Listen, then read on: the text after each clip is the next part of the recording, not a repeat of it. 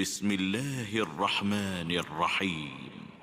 إنا أرسلنا نوحا إلى قومه أن أنذر قومك من قبل أن يأتيهم عذاب أليم. قال يا قوم إني لكم نذير مبين أن اعبدوا الله واتقوه وأطيعون يغفر لكم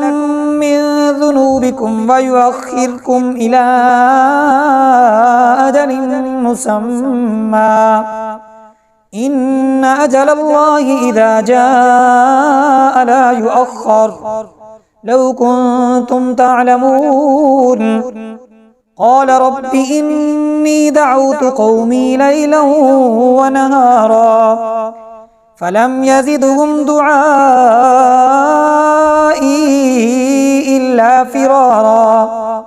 وإني كلما دعوتهم لتغفر لهم جعلوا أصابعهم في آذانهم واستغشوا ثيابهم وأصروا واستكبروا استكبارا ثم إني دعوتهم جهارا ثم إني أعلنت لهم وأسررت لهم إسرارا فقلت استغفروا ربكم إنه كان غفارا يرسل السماء عليكم مدرارا ويمددكم بأموال وبنين ويجعل لكم جنات ويجعل لكم أنهارا ما لكم لا ترجون لله وقارا وقد خلقكم أطوارا ألم تروا كيف خلق الله 7 سماوات طباقا وجعل القمر فيهن نورا وجعل الشمس سراجا والله أنبتكم من الأرض نباتا ثم يعيدكم فيها ويخرجكم إخراجا والله جعل لكم الأرض بساطا لتسلكوا منها سبلا فجاجا. قال نوح رب إنهم عصوني واتبعوا من لم يزده ماله وولده إلا خسارا ومكروا مكرا كبارا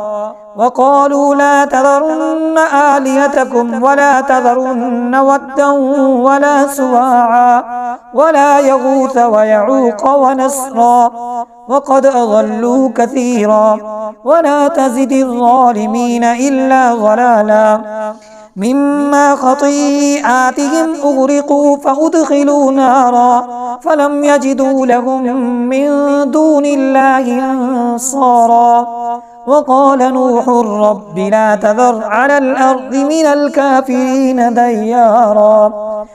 إنك إن تذرهم يضلوا عبادك ولا يلدوا إلا فاجرا كفارا رب اغفر لي ولوالدي ولمن دخل بيتي مؤمنا وللمؤمنين والمؤمنات ولا تزد الظالمين إلا تبارا.